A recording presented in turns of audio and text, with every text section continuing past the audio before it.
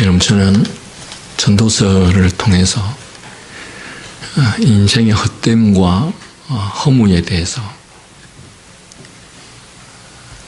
제 개인의 말이 아니라 하나님의 말씀을 전해드립니다.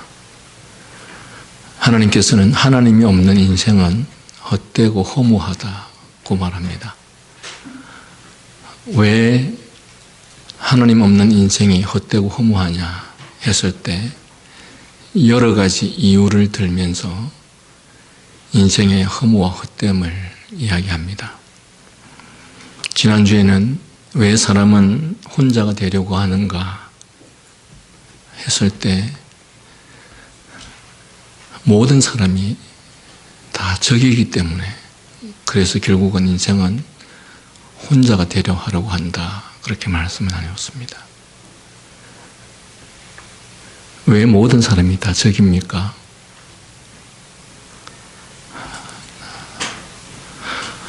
사람 중에 모든 사람이 다 훌륭하고 선하고 착하다면 우리는 다른 사람을 적으로 삶을 필요가 없고 적으로 삼지 않습니다. 그런데 사람을 적으로 삼는다는 것은 인생 중에 누구도 선하고 공의롭고 착하고 훌륭한 사람이 없다라는 뜻입니다.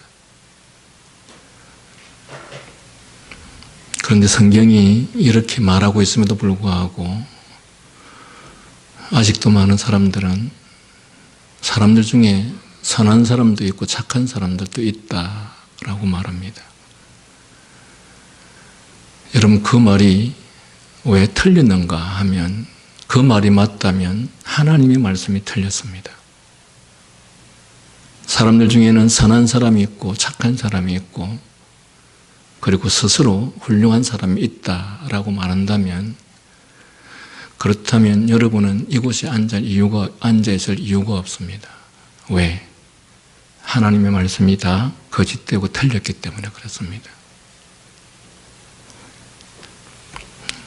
예레미야 17장 9절에 만물보다 거짓되고 그리고 심히 부패한 것이, 부패하다고 할 때도 그냥 부패하다고 하지 않고 심히 부패한 것이 사람의 마음이라고 말합니다.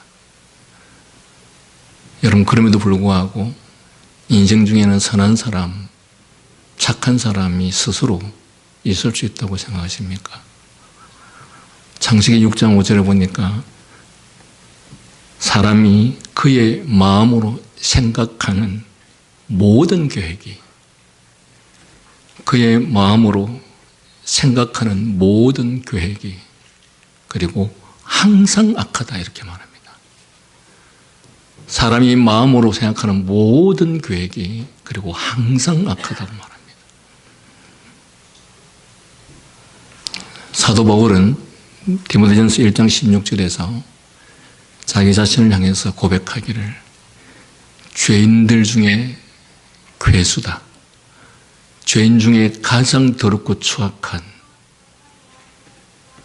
두목과 같은 존재다 라고 자신을 향해서 그렇게 평가하고 있습니다. 여러분, 그런데도 불구하고 어떤 사람은 스스로 선하고 어떤 사람은 스스로 착하고 어떤 사람은 스스로 훌륭하다고 그렇게 말할 수 있습니까?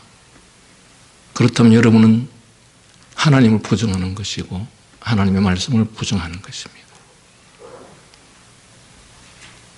여러분, 우리는 때때로 역사책 속에서 어떤 인물이 훌륭하다라고 하는 내용들을 봅니다. 근데 여러분, 그 훌륭하다라고 할 때 그 훌륭하다라고 하는 내용은 아주 짧은 몇 줄도 되지 않는 업적들을 일반적으로 말합니다.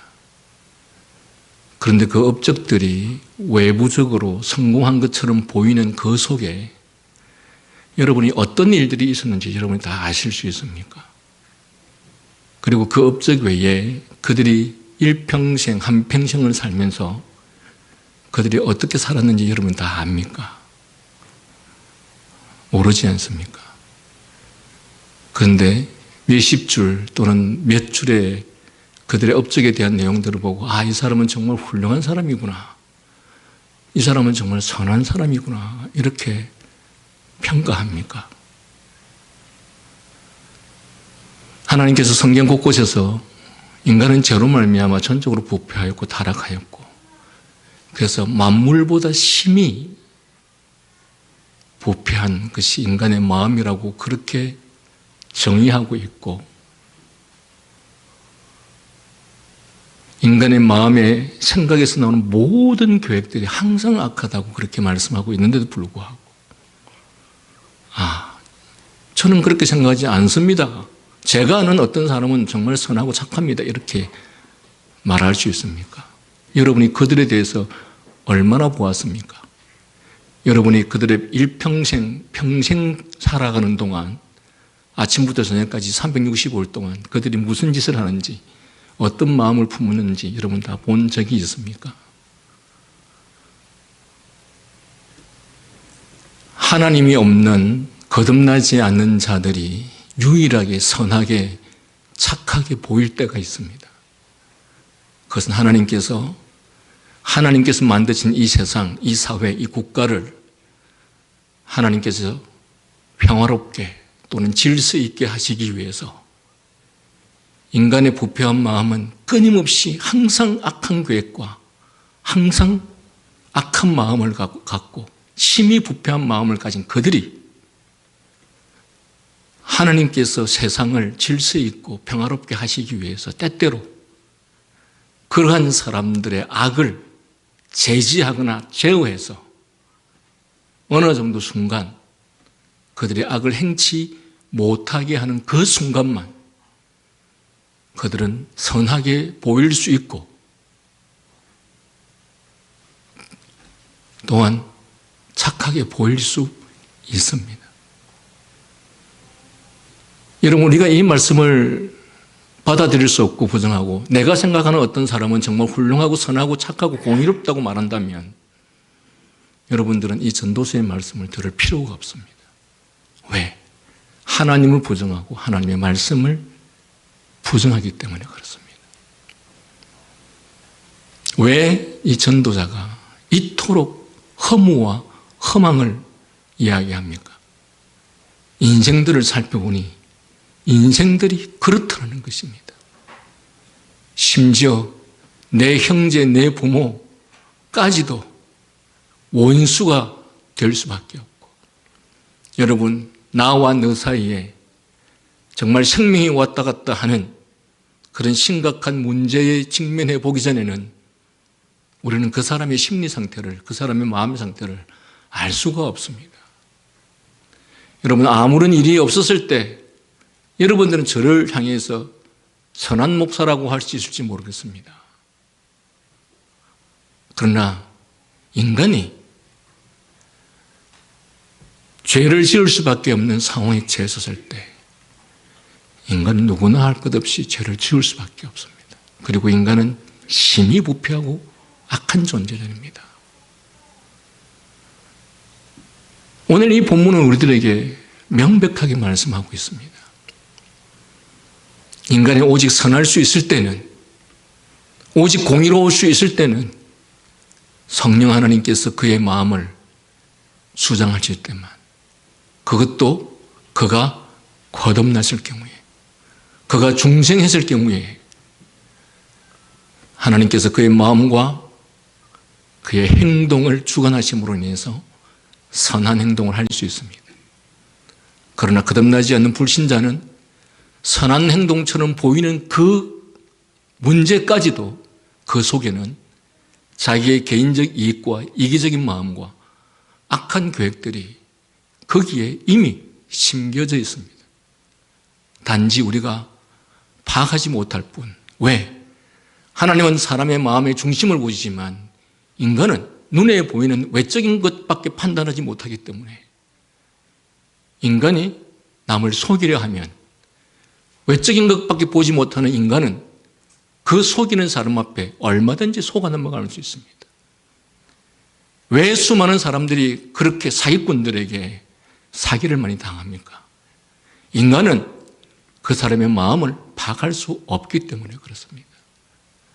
그래서 그가 마치 나를 위하는 것 같고 그가 마치 나를 위해서 그런 것처럼 보이기 때문에 우리는 그가 하는 말을 믿고 따릅니다.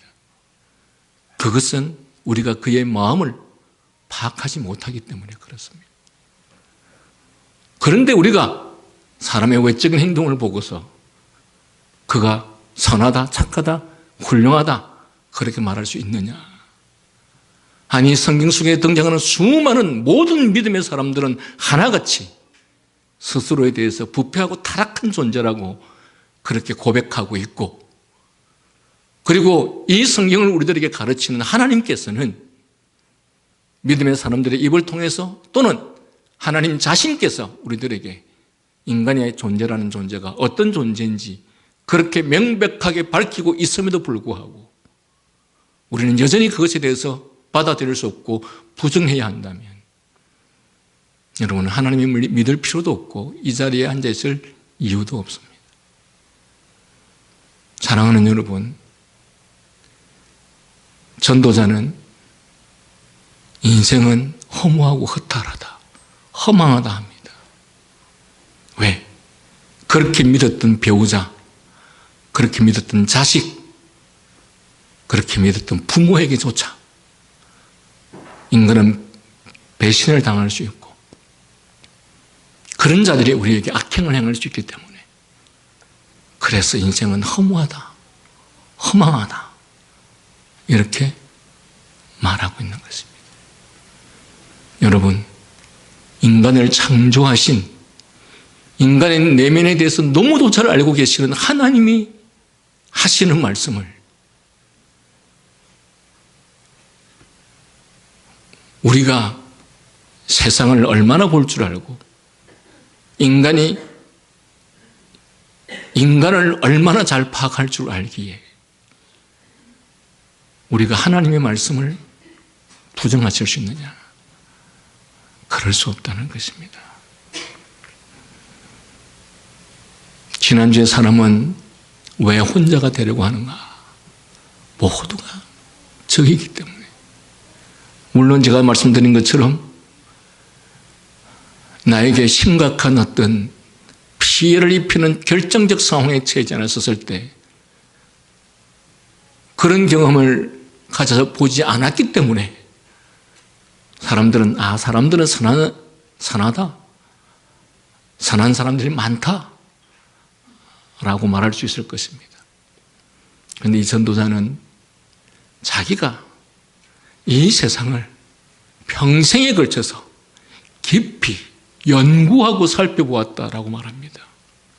이 말은 내가 경험한 어떤 개인적인 개별적 상황을 가지고서 세상이 이렇다 저렇다 그렇게 판단하지 말라는 뜻입니다. 당신이 세상 모든 사람들을 다 경험해 보았느냐? 여러분이 세상 모든 사람들의 마음을 다 파악해 보았느냐? 여러분이 그 사람의 일평생을 다 지켜보았느냐? 그렇지 않지 않느냐? 그런데 사람에 대해서 무엇을 얼마나 안다고 내 개인적인 아주 극소수의 경험에 근거해서 이렇다 저렇다 말할 수 있는 것이냐? 물론 이렇다 저렇다 말할 수 있습니다. 왜? 부패한 인생은 자기가 보고 경험하는 것이 다라고 생각하기 때문에 그것이 바로 인간의 부패와 타락성이죠. 부패한 인생은 자기가 알고 자기가 경험한 것 외에는 보지 못하는 것이 부패한 인생입니다. 그래서 자기 판단이 다 옳다라고. 자기 판단이 다 옳다라고 말할 때 그 상대방 니는 모른다. 그렇지만 나는 안다라고 생각해요. 천만의 말씀. 오히려 어리석은 사람일수록 자신의 생각과 판단이 옳다라고 판단합니다. 그러나 많이 배우면 배울수록, 많이 알면 알수록 내가 얼마나 무지할 수 있고 얼마나 나의 판단이 잘못될 수 있고 나의 지식이 얼마나 짧은지에 대해서 알면 알수록 더 깊이 깨닫게 됩니다. 저는 개인적으로 평생을 설교해 온 목사지만 저는 성경을 100분의 1도 모르는 것 같습니다. 왜? 성경을 알면 알수록 배우면 배울수록 모르는 것이 너무도 많습니다. 그러나 어리석은 자는 자기가 다 알고 자기 생각과 판단이 다 맞다고 생각을 합니다. 여러분이 성령 안에서 성령의 인도하심을 받는 사람이라고 한다면 사도 바울처럼 훌륭한 삶을 산 적이 없는 그런 사람이 그 자신에 대해서 고백하기를 내가 죄인 중에 괴수다. 이것이 믿는 사람이 가질 수 있는 태도입니다. 왜?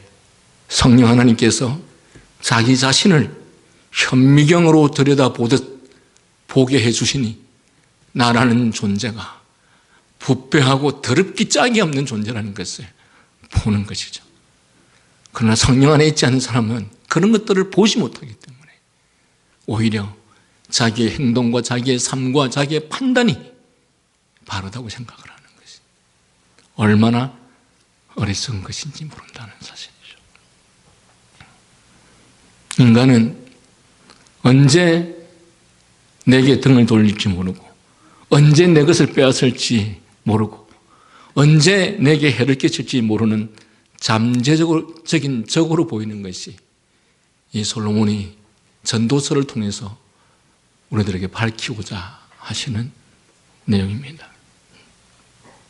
사람이 나를 내어주어 함께 더불어 사귀며 나누며 살아야 할 대상이 아니라 내 이익을 위하여 이용할 대상으로 밖에 보이지 않는 것입니다.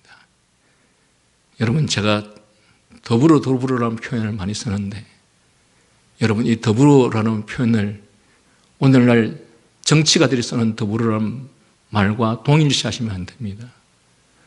오늘 우리 시대에 더불어를 쓰는 사람들은 철저하게 자기의 반대파들에 대해서는 원수로 적으로 생각하는 사람들이 오늘날 더불어라는 말을 쓰는 사람들, 성경이 더불어라고 말하는 것과 오늘날 하나님이 없는 자들이 더불어라는 말을 쓰는 것은 근본적으로 다르다는 것도 여러분이 인식하시기를 바랍니다.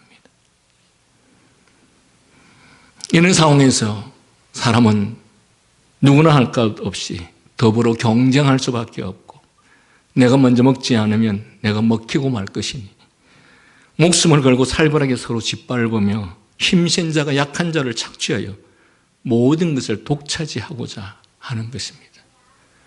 그래서 전도자는 이러한 광경을 보면서 해 아래에서 인생을 두고서 말하기를 이것도 헛되어 무익한 노고로다라고 말하는 것입니다. 즉 아무 보람을 찾을 수 없는 무익한 것이요 애써 자신을 괴롭게 하여 수고하지만 목적한 바를 이루어 선한 결과를 얻지 못하는 무의미한 것이라는 뜻입니다. 그러나 여러분, 이러한 모습은 본래 하나님께서 인간을 창조하셨을 때의 모습이 아니었습니다. 이러한 모습은 아담과 하와가 범죄함으로 말미암아 죄가 들어왔고 죄가 이 세상을 일그러뜨린 그런 모습과 현상입니다.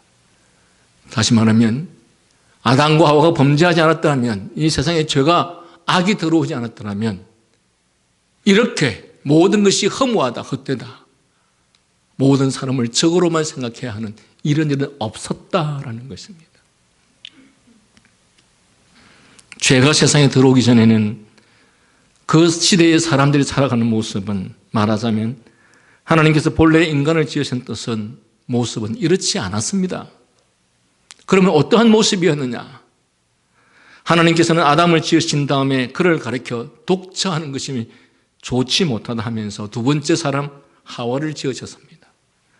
즉 하나님께서는 본래 사람을 지으실 때 홀로 살아가는 것이 좋지 않다 하여 두 번째 사람을 지어주셔서 첫 번째 사람 곁에 있을 수 있도록 하여 그와 함께 살아가도록 하신 것입니다.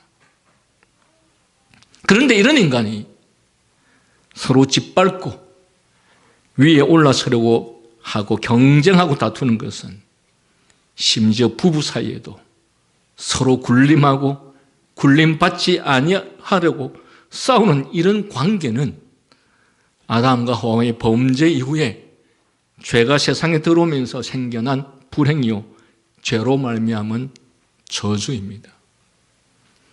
여러분, 하와는 하나님께서 처음 창조하셨고 그들이 선악과를 먹기 전에, 죄가 들어오기 전에는 하와는 남편의 권위에 복종하지 않고 남편과 대항하여 싸우고 그리고 남편 위에 서 있으려는 마음을 전혀 갖지 않았습니다.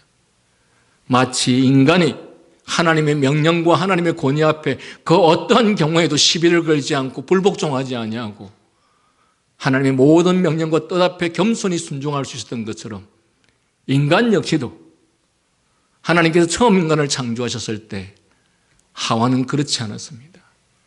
그러나 죄는 우리를 어떻게 만드는지 압니까? 죄는 그 가장 핵심이 뭐냐? 권위에 대한 불복종입니다. 하나님께서 자기 위에 권위자를 세워도 그 권위에 대해서 어떻게 해서든지 대적하고 대항하고 무너뜨리고 하려고 하는 것이, 그것이 죄로 말미암아 나타난 현상이었습니다. 그래서 아담에게 복종하고 아담은 아내 하와를 자기를 사랑하듯 사랑하여 함에도 불구하고 남편은 아내를 그렇게 사랑하지 않게 되었고 그리고 아내는 그 남편의 권위에 복종하지 않게 된 것이었죠. 전도자는 바로 이러한 하나님의 창조 원리와 그 분명한 뜻과 의도를 깨닫고서 죄로 말미암아 파괴되기 전에 복된 상태를 상기하면서 사람이 함께 더불어 살아가는 삶의 행복과 아름다움이 어떠하였는지, 어떤 것이 맞는지에 대해서 그는 지금 서술하고 있는 것입니다. 두 사람이 9절부터 12절 사이에 두 사람이 한 사람보다 나으면 그들이 수고함으로 좋은 상을 얻을 것입니다. 혹시 그들이 넘어지면 하나가 그 동물을 붙들어 일으켜 기르니와 홀로 있어 넘어지고 붙들어 일으킬 자가 없는 자에게는 화가 있으리라. 그러니까 홀로 있는 것이 불쌍하다는 것입니다. 홀로 있는 그 자체가 불쌍한 인생이라는 것입니다. 또 두 사람이 함께 누우면 따뜻하거니와 한 사람이면 어찌 따뜻하랴. 한 사람이면 패하겠거니와 두 사람이면 맞설 수 있나니 세 겹줄은 쉽게 끊어지지 아니하느니라. 여러분, 이 본문의 말씀은 인간이 창조하기 전에 하나님께서 세상을 창조하셨을 때 본래 모습은 어떠하였는지, 그리고 하나님께서 왜 아담만 창조하지 않으시고 하와를 창조하셨는지, 왜 둘이 있어야 하는 것인지에 대해서 말씀하고 있습니다. 그러나 세상에 죄가 들어오고 난 이후에는 이것이 다 무너지고 파괴된 것입니다. 그래서 아내와 남편은 서로를 돕고 돕는 존재가 아니라 서로가 경쟁해야 되고 서로가 굴복시켜야 하는 그런 존재가 되어버린 것입니다. 여러분, 결혼할 때가 되면 남자 집에서는 남자 집대로 야, 초장에 잡아야 된다, 그런 말 참 많이 하죠. 그죠? 여러분, 그런 말씀 안 들었습니까? 여자는 여자대로 야, 초장에 잡히면 안 된다. 가족들이 결혼하는 자식들에게 다 하는 말들이 그런 이야기를 합니다. 왜 그러냐? 인간의 죄가 들어오고 이후에 권위를 받은, 권세를 받은 사람은 그 권위와 권세를 하나님의 뜻에 따라서 자기에게 주어진 힘을, 사람을 평화롭게 의롭게 안정된 삶을 살아가는 데 있어서 도움을 주기 위해서 그 힘을 쓰는 것이 아니라 사람을 억누르고 고통당하게 만드는 것으로 그 힘을 사용하기 때문에, 그래서 그런 힘에 의해서 눌리지 않기 위해서 초장부터 안 잡히려고 하는 것입니다. 여러분, 오늘 우리 시대에 그 어떤 시대보다도 부패하고 타락한 종말이 다 되어가는 시점이 이 시대에 이 모든 질서가 다 무너지지 않았습니까? 가정에서부터 자식들이 부모에게 순종치 않는 연습을 하고서 이제 이 아이들이 학교에 들어가면 선생에게 대항하는 훈련과 연습을 하죠. 그리고 그들이 사회에 나가서는 온갖 형태로 질서와 권위에 대항하는 행동을 하게 됨으로 인해서 그런 세상, 그런 사회, 그런 국가는 질서가 다 무너져 버립니다. 소위 말하면 사람 살 곳이 못 된다는 거죠. 세상이 가장 힘든 세상이 어떤 세상인지 아십니까? 질서가 무너진 세상입니다.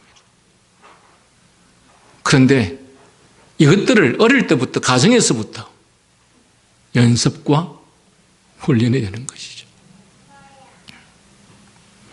하나보다 둘이 낫고 함께 살아가며 힘을 합하는 것이 각각 따로 살며 홀로 있는 것보다 훨씬 더 좋은 결과를 가져온다는 말씀이 이 전도서의 말씀입니다.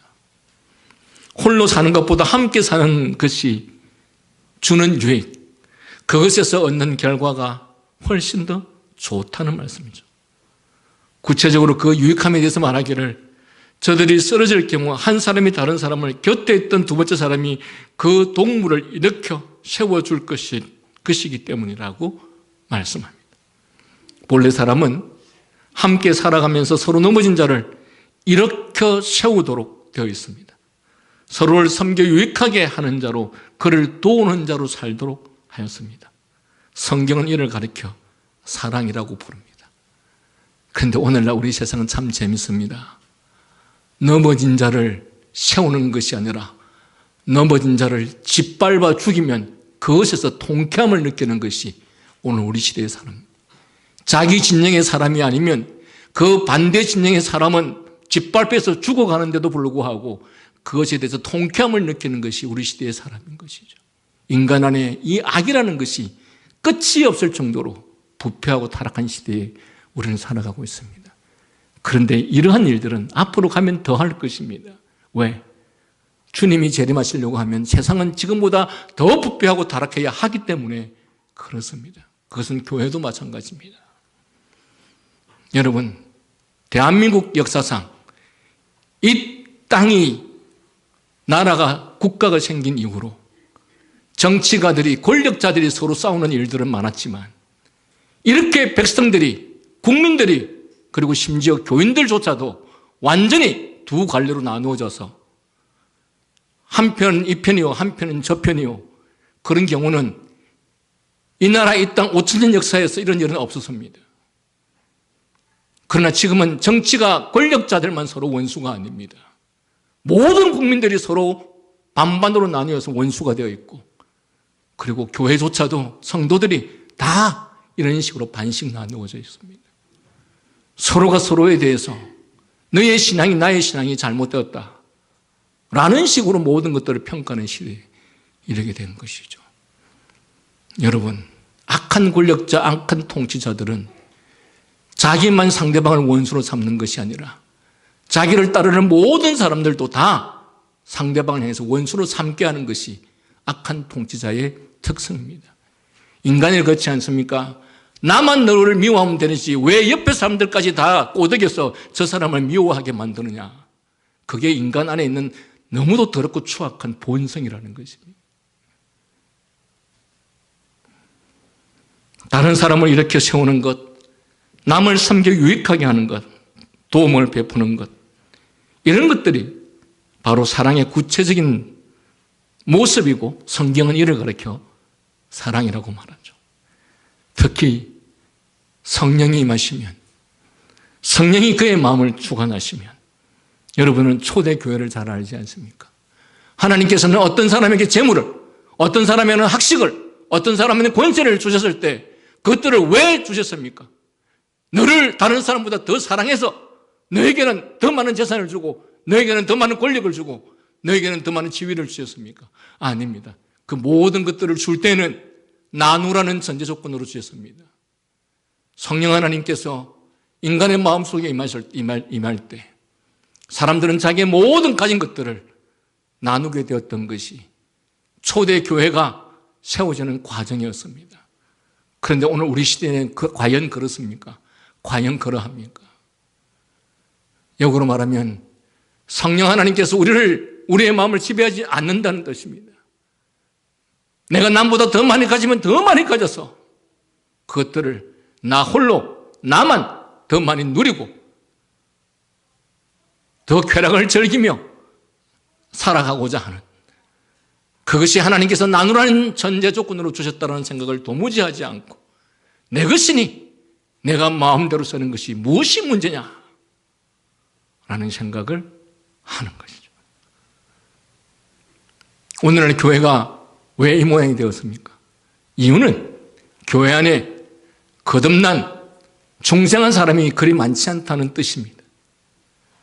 교회 안에, 우리 안에 성령 하나님께서 그의 마음을 지배하시고 주관하신다면 우리는 성령의 은혜로 말미암아 성령의 가르침과 명령에 따르게 될 것이지만, 그러나 어쩌면 오늘 우리 시대에는 대부분의 사람들이 종교인들로서 성령의 명령과 지배를 받지 않기 때문에 우리는 여전히 나 자신만을 위해서 살아가는 그런 시대가 되어버렸고, 그리고 그러한 교회는 오늘날 이 세상으로부터 전혀 존중을 받지 못하는 시대에 이르게 된 것이죠.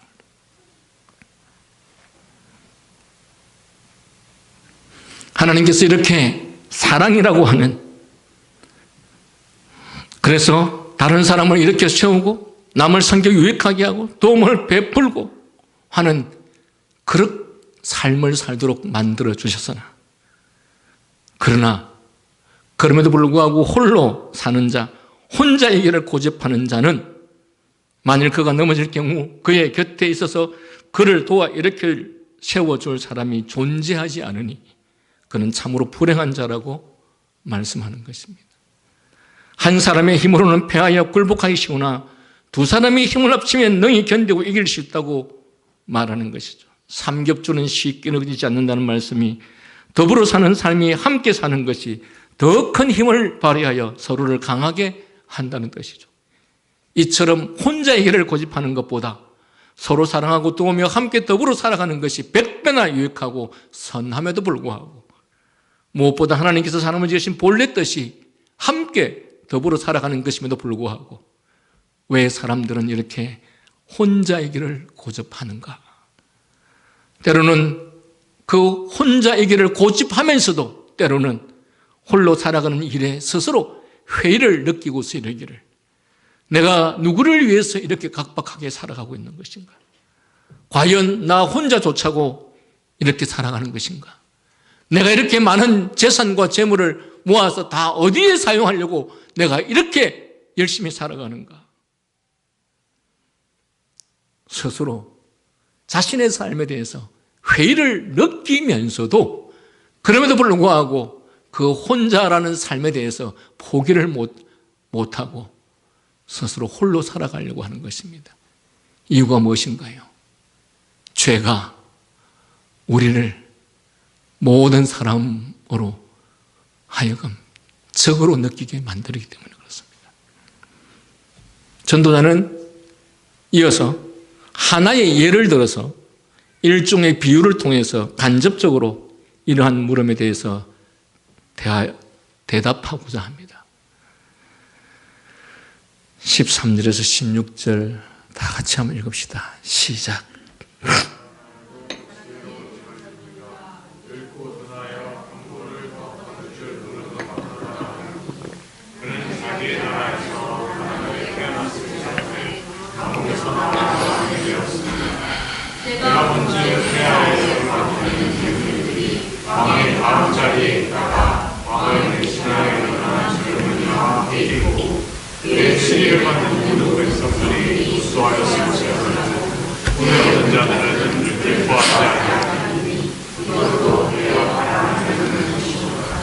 상준형제님, 이게 무슨 말인지 알겠습니까?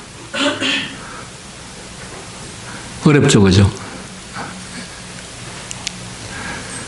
여러분, 가난하여도 지혜로운 젊은이가 늙고 둔하여 경고를 더 받을 줄 모르는 왕보다 나으니 그는 자기의 나라 안에서 가난하게 태어났을지라도 감옥에서 나와 이후에 왕이 되었다.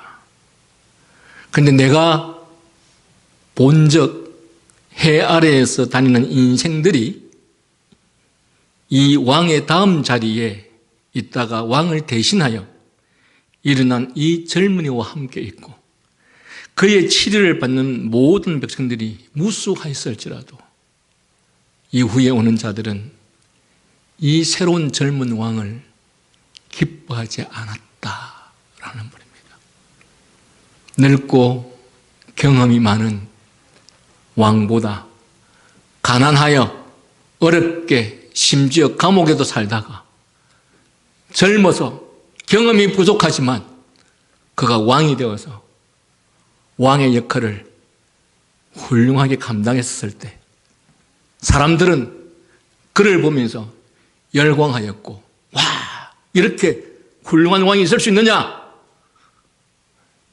그런데 그도 세월이 지나니 부패하고 타락하여서 그 후대에 오는 사람들에게 지탄의 대상이 되었다라는 말입니다. 무슨 말입니까? 여러분, 이전에 어떤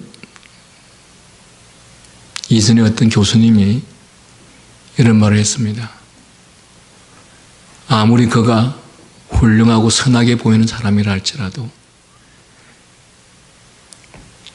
힘과 권력을 독점하면 인간은 반드시 부패하게 되어 있다. 인간이 부패하지 않았다면, 선한 존재라면 권력을 독점해도 부패하지 않습니다. 그러나 부패한 인간은 권력을 독점하게 되면 반드시 부패하게 되어 있습니다. 여러분, 이 장로교회가 왜 목사와 장로를 세우는지 아십니까? 목사와 장로는 서로 협력과 동시에 서로 견제하도록, 그래서 이런 직분을 세워놓았습니다. 집사도 마찬가지. 그래서 목사, 장로, 집사, 이 항존직은 수직적 상하관계가 아니라 수평적 연립관계다. 왜? 인간은 권력이 독점되면 타락할 수밖에 없기 때문에. 그래서 이 권력이 독점되지 않게 하기 위해서, 즉 교회가 부패하지 않게 하기 위해서 권력을 나누어 놓는 것이죠. 오늘날 소위 민주주의 제도가 삼권 분립을 만드는 이유도 그런 이유들입니다. 인간은 권력이 독점되면 반드시 부패하게 되어 있습니다. 이 젊은 왕이 처음에 그가 통치를 했을 때 사람들은 이 젊은 왕을 통해서 열광을 했죠. 그를 따르는 사람들이 무수히 많았습니다. 그러나 그 이후에 시간이 지날수록 그 역시 부패하고 타락한 존재가 되어서 후대의 사람들은 그를 결코 기뻐하지 아니했다라는 말씀입니다. 이렇게 훌륭한 젊은 왕이 시간이 지나면서 한 가지 이해할 수 없는 일어나는 것을 이 전도자는 목도한 것입니다. 즉 이후의 사람들이, 후대의 사람들이 이 젊은 왕을 기뻐하지 않게 된 것입니다. 이전의 사람들이 이 왕을 왜 좋아했는지, 그가 얼마나 대단한 능력과 지혜를 가졌으며 그가 나라를 위해서 어떤 일을 했든지, 그의 공적이 어떠했든지 그것은 우리가 알 바 아니라, 이전에는 그렇게 훌륭한 인물이라 칭송하며 그를 따르는 사람이 많았으나 세월이 흐르는 동안 어느 순간인가 하루아침에 민심이 완전히 변해버린 것입니다. 여러분, 이것이 인간의 부패성입니다. 누가 누구를 믿을 수 있고 누가 누구를 의지할 수 있단 말이냐. 여러분, 그래서 이 기독교 신앙은 사람을 우상시하는 것, 그것을 이 기독교 신앙은 가장 거부하고 경계합니다. 왜 하나님께서 이스라엘 250만 300만 명을 40년 동안 광야를 거쳐서 인도한 그 위대한 지도자를 이스라엘 땅, 가나안 땅에 들어와서 그가 죽어서 그의 묘지를 갖지 못하게 했는가? 사람을 우상으로 삼기 때문에. 왜 그렇습니까? 광야 40년 동안 이스라엘 백성들을 이끌어 나온 사람이 모세입니까? 누가 40년 동안 하늘에서 만나를 내리시고 누가 40년 동안 오후마다 메추라기를 보내셔서 그리고 누가 40년 동안 곳곳에서 하나님께서 물을 주셨습니까? 모세가 주었습니까? 모세의 지도력 때문에 이스라엘 백성들이 그렇게 40년을 광야 생활을 거쳐서 이스라엘 땅에 온 것입니까? 아닙니다. 성경의 하나님은 인간이 드러나고 인간이 공로를 취하는 것만큼 싫어하시는 것이 없습니다. 왜? 모든 것이 하나님께서 하셨기 때문에 그렇다는 것입니다. 그러나 어리석은 인생들은 자꾸 사람을 높이려고 합니다. 그 사람이 이렇게 위대한 일을 했다. 그리고 그 반대 사람들은 그의 위대함을 대해서 어떻게 해서든지 깎아내리려 하는 것이 인간의 부편 마음인 것이죠.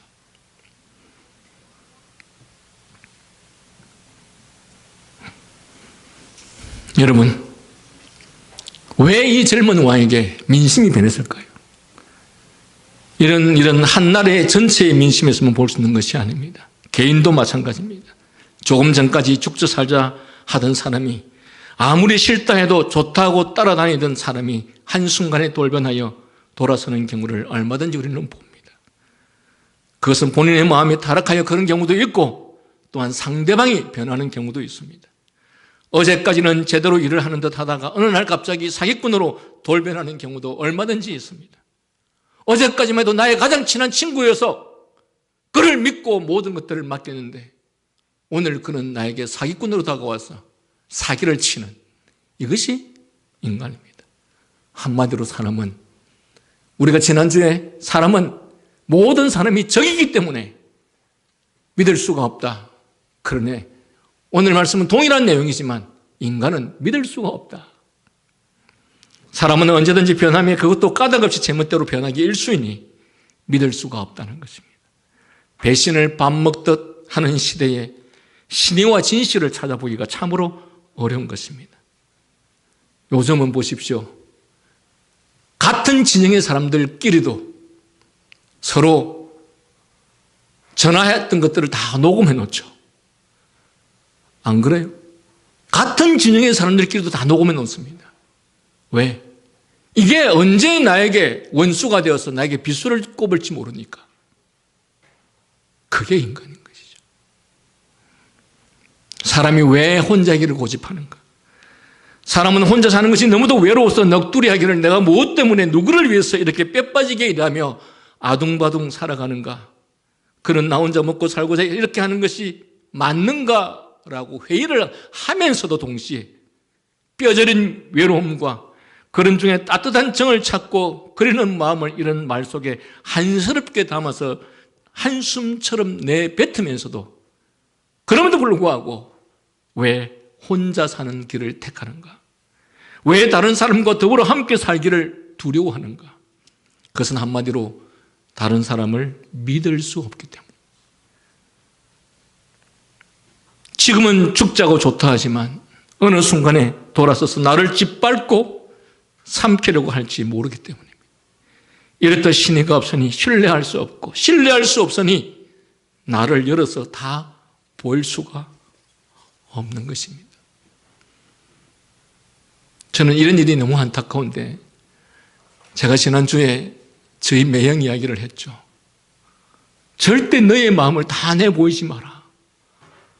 신앙의 목사의 선배라고 하는 분이 갈 때마다 신신부탁하는 것이 너의 마음을 다 내보내지 마라. 언젠가는 그들이 너의 적이 되고 너에게 비수로 다가올 것이다. 이것이 오늘날 교회의 현실입니다. 그래서 목사와 성도 사이에서도 그렇게 언제 빛으로 다가올지 모르기 때문에 나의 모든 약점들, 나의 모든 불행한 일들을 다 이야기하지 말라. 언젠가 그것들로 너에게 공격으로 삼을 것이다.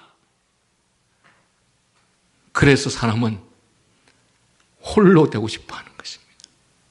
못 모르고 모든 것을 다 알려주었다가 뒤통수 맞는 경우를 한두 번 당한 것이 아니므로 남을 믿을 수가 없다는 것입니다. 죄가 초래한 가장 심각한 불행을 예로 들라고 한다면 사람이 진실을 잃어버리는 것을 그 한 가지로 예로 들 수 있습니다. 하나님께서는 사람을 그의 형상인 의와 진리와 거룩으로 지으셨습니다. 하지만 범죄와 더불어 사람에게서는 다른 것들과 함께 바로 진실이 사라지고 만 것입니다. 처음에는 마귀의 속임에 넘어가서 그를 쫓게 된 인간은 이제는 자신을 꿰인 마귀를 닮아서, 거짓의 아비인 마귀를 닮아서 자신도 하나님 앞에서나 사람에게 항상 거짓을 꾸미고 말하게 된 것입니다. 진실함을 지키지 못하고 편의와 이익에 따라 끊임없이 거짓말하고 조속으로 변하는 변덕스러운 존재가 되어버린 것입니다. 항상 거짓을 바닥에 깔고서 내게 접근하는 사람을 내가 어떻게 믿는가? 언제 변할지 모르는 사람인데 어떻게 나를 내어주어 그에게 맡기는가? 신뢰할 수 없는 사람에게 어떻게 마음을 여는가? 이처럼 범죄로 말미암아 진실을 잃어버리고 거짓과 변덕으로 대신하게 된 인간은 이제 서로에게 문을 닫고 살아가게 된 것입니다. 서로를 하나로 연결하여 곧 교통하게 하는 기반과 토대가 다 무너져 버렸기에 따로따로 혼자 사는 길을 택할 수밖에 없게 된 것입니다. 서로 신뢰하고 사랑하는 대신 서로 불신하고 적의를 품게 된 것이죠. 언제든지 적으로 돌변하여 나를 해칠 수 있다는 가능성을 의식하면서 살아가게 된 것입니다. 함께 나누어 가지고 공유하는 대신 각자가 제 몫을 차지하려고 하게 되고, 그러다 보니 인간은 서로 경쟁할 수밖에 없고 다툴 수밖에 없게 된 것입니다. 살벌한 경쟁과 약육강식의 원리를 따라 각자 따로 혼자 살아가게 되는 것입니다. 자식이라고 믿을 수 있는가? 형제는 다른가? 그러다 보니 아들이나 형제에게도 마음을 닫아 걸고 서로 경계하면서 홀로 외롭게 살아가는 것입니다. 여러분, 결혼 전에는 별다른 이익의 문제가 없기 때문에 형제 자매들이 우애 있게 잘 살아가죠. 그런데 결혼 후에도 형제 자매가 우애 있게 잘 살아가는 사람은 그렇게 많지 않습니다. 왜? 서로가 적이거든요. 형제가 잘 살면, 한 형제가 잘 살면 가난한 형제를 돕습니까? 안 돕습니다. 서로에게 경쟁자요, 적이기 때문에 그런 것이죠. 이런 말씀하면 꼭 우리는 안 그런데요, 나는 안 그래. 안 그럴 수 있습니다. 지금 전도자는 이 세상에 대해서 객관적인 통계를 지금 내리고 있는 것입니다. 인생이라는 존재가 어떤 존재인지. 이런 인생을 두고서 전도자는 말하기를 바람을 잡으려는 것 같이 허망한 것이다 라고 허탈해합니다. 말씀을 정리합니다.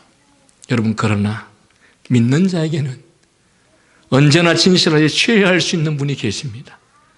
내 마음과 내 진정을 언제나 믿고서 내어 보이며 맡길 수 있는 분이 계십니다.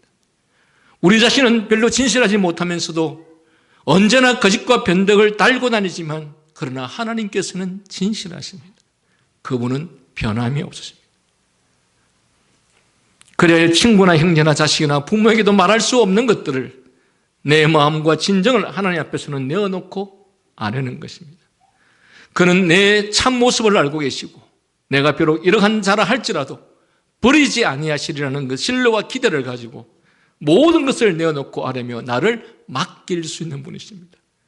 그리고 하나님께서는 이처럼 자신을 그에게 의탁하는 자에게서, 그의 은혜를 입고자 하는 신자에게서 죄로 말미암아 잃어버렸던 것들, 의와 거룩과 함께 바로 이 진실함을 회복시켜 주시는 것입니다. 그리하여 이렇게 하나님의 은혜로 말미암아 회복된 자들은 서로 신뢰하고 사랑하며 돕고 섬기며 하나 되어 살게 되는 것입니다. 요한복음 17장 21절에 아버지께서 내 안에 내가 아버지 안에 있는 것 같이 저희도 다 하나가 되어 우리 안에 있게 하사 세상으로 아버지께서 나를 보내신 것을 믿게 하옵소서. 요한복음 13장 34, 45절에 새 계명을 너희에게 주노니 서로 사랑하라. 내가 너희를 사랑한 것 같이 너희도 서로 사랑하라. 너희가 서로 사랑하면 이로써 모든 사람이 너희가 내 제자인 줄 아니라. 이처럼 저로 말미암아 부패한 죄된 본성을 가진 불신자들의 삶은 서로 적으로 삼고 서로 신뢰하지 않고 서로를 믿지 못하는 삶을 살아가지만, 그러나 구속의 은혜로 말미암아 하나님의 형상이 회복된 자들이 모인 교회는 그럴 수 없고 그렇게 되지 않아야 합니다. 이런 허무와 허망을 교회에서는, 거듭난 성도들이 모인 곳에서는 보이지 않아야 합니다. 의와 거룩, 진실의 삶은 오직 거듭난 자에게서만, 거듭난 사람들이 모인 교회를 통해서만 볼 수 있습니다. 그 모습이 바로 초대교회의 모습입니다. 그렇다면 여러분, 오늘날 교회가 이렇습니까? 오늘날 교회가 이렇지 못한 이유가 무엇인지 아십니까? 그곳에는 성령의 은혜로 말미암아 거듭나지 않은 자들이 다수를 이루고 있기 때문에 그 교회를 통해서 이런 모습을 볼 수가 없는 것입니다. 사랑하는 여러분,